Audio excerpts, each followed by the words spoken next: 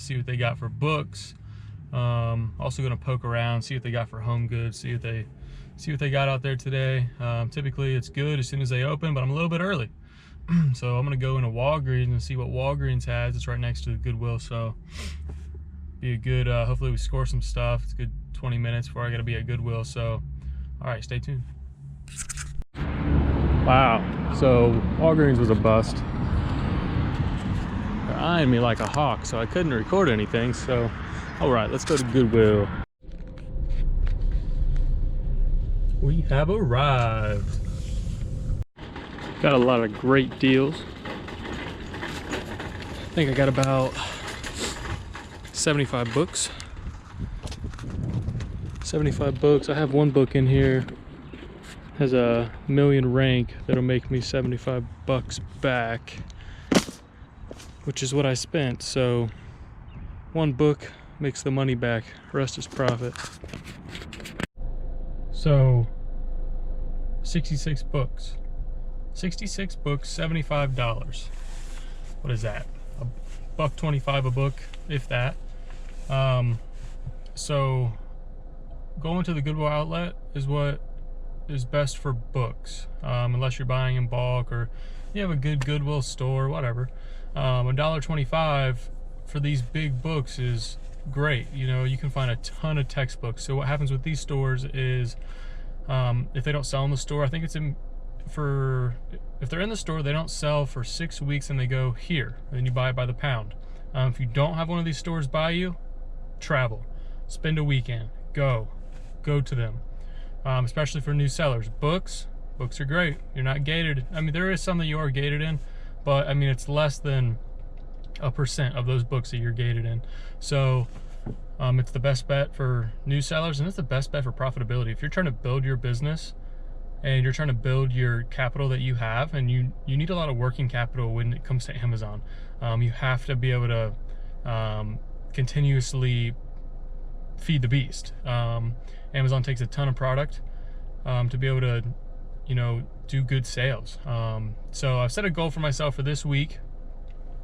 250 books I need to get. Just books alone. I'm going to send in a ton of other stuff. I have a lot to send in, but 250 books I want to send in. So on the $75 that I spent today, I'm going to make back at least $2,000 in sales, right around probably $1,000 in profit, but I'll show you guys that part. All right, let's go to the next place. All right, so let's go over a couple things that I picked up today. Let's see. So my average book cost is right around $1.25. And I did get a couple brand new sealed books at the bins today. So this book, about $10, $11 in profit, 250,000 in books, pretty good. This one kind of shocked me. I don't know what it is or what it is about it, but it is, let's see, Understanding the 66 Books of the Bible. All right. So this one is 5,238 in books, which is crazy, but even better. So lowest FBA price is $78, $59.74 gross proceeds. So, and it is new. So that's pretty cool. You got to watch when you classify a book as new or like new. It literally has to be new and pristine to be new. If it has any problems whatsoever with it, it's not worth it. It's only a couple of dollars difference between new and like new anyway, so who cares, right? So let's see here. Next one, it's a medical dictionary. All right, so 32, there's only one FBA offer, which is cool. $32.55. So profit right around $17.50. So that's pretty good. Off of the first book alone, I already made all my money back on all 66 books that I got. So, you know, going to the bins is where you need to be for books. If you don't have one, go to one. If there's not one by you, travel. It's the best bet, it's the best recommendation. This book's still sealed and it's plastic. There isn't any for sale on Amazon. There hasn't been. I looked on Keepa. If you haven't or you don't know what Keepa is, it's a website that will tell you sales charts, sales history on an item. So this one's still sealed. This one has not been on Amazon in 14 months. It's a pre-calculus book. So we're gonna see. I can't really find any information on it whatsoever. So I'm gonna do a little bit more investigation on it and see what I can't find. So probably, I don't know. We'll call it at least 50 bucks though, for sure. And then there's this. This is new as well. It's an e-text access card for that book. So let's see, scan it here.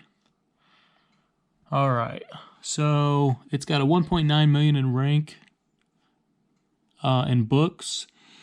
No FBA offers. It's not gated. Amazon's on it for $59.99. So I'll go in at $44.99 and still make $30 in profit and sell it in a week, you know? Those are the kind of things, and that's the flexibility that you can have when you're doing books. When you can do books and you have that flexibility of you only paid $1 and it sells, everyone's selling it for 50, well, sell it for 40, you know, and make your money quick, get in and out.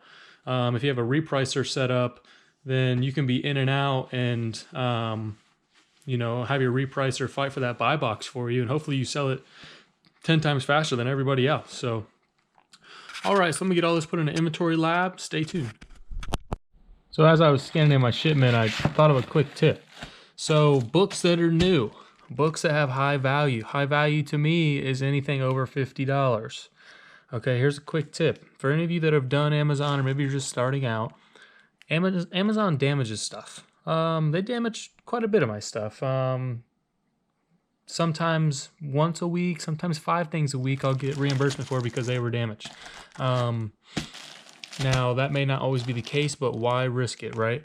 You know, I do typically get more than my cost back on the items when they do reimburse them, but this is a $75 book. It's new, okay? Put a poly bag on it.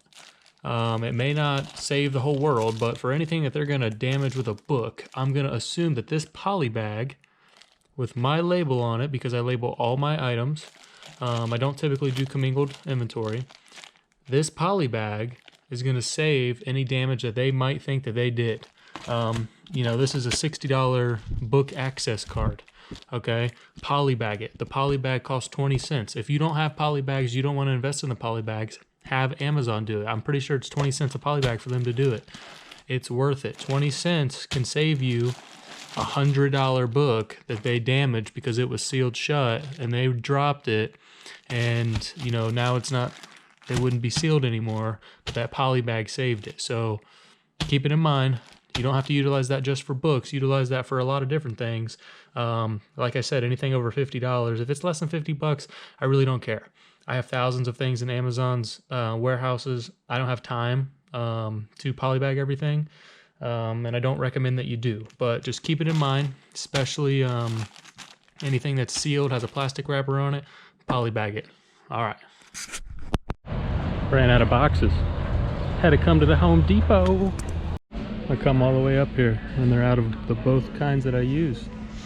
Have to get heavy duty this time around. Typically I don't get heavy duty because of the pricing. For one, for two, the size and the amount of books you can fit in a box anyway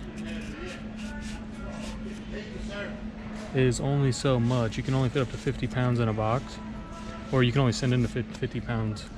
I mean, so, you know, you can't really use big boxes as it is with books. So I get the cheapest, smallest ones they have and fill them up, and they're about 50 pounds every time. So like I was saying, when you're doing books, don't get large boxes. Don't get medium-sized boxes. Get small boxes. Reason being, you're going to only be able to fit 50 pounds of books into the box. You're talking maybe maximum of 30 books, depending upon what kind of books you're doing.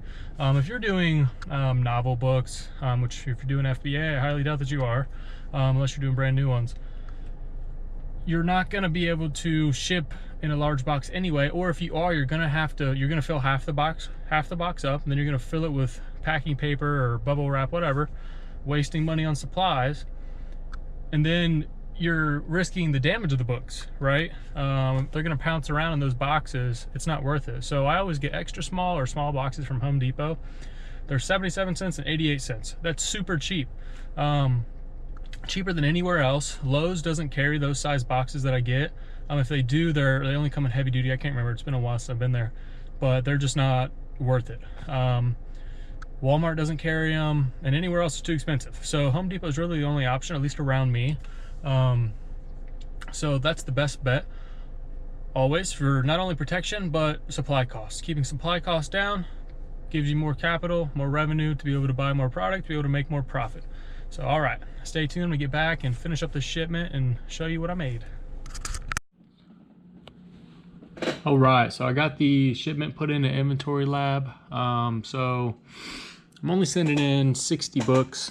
6 of them they wanted to send off to several other facilities, so I'm not going to do that. I'll just add it to my shipment tomorrow. So this is what we got. All right, so I got 66 books for $75. Okay, so my average sales rank for my books, and when I do this, I only put my books together, and then so I put my books all in one shipment, and then in other shipments I put all the rest of the stuff that I get. I get every other category that there is, but I keep my books separate so that I can ship them the same way. I don't like mixing books with my other items so they don't get smashed or damaged or any way or anything like that. So average sales rank 1.673 million, which is pretty good. Total sales value is $1,914, and then total profit is going to be $1,089. So that's pretty good. I was only at Goodwill for an hour and 8 minutes today. So in an hour, I made, or will make, pretty fast too, $1,089. With that sales rank, that average sales rank, I did. The reason that most of them are actually underneath $1 million, but there was a lot of really good textbooks today. So I grabbed about 10 really good textbooks that have a 2 or 3 million rank that'll take a little bit to sell, but it's definitely worth it. You can't pass it up. So my buy cost actually says that it's $120. Reason being, when I use Inventory Lab, I round my cost up to $2 per book for every book. For one, for easiness, it's just way easier. And for two, you got to think about the cost of labels. You got to think about the cost if you're going to poly bag, the cost of, you know, whatever supplies that you're going to need, boxes, whatever it is. So I automatically round up. I round up to the nearest dollar on all of my items, but book are always $2 each, no matter what. Sometimes I get them for $1, sometimes I get them for 50 cents, sometimes I get them for $2.20, whatever.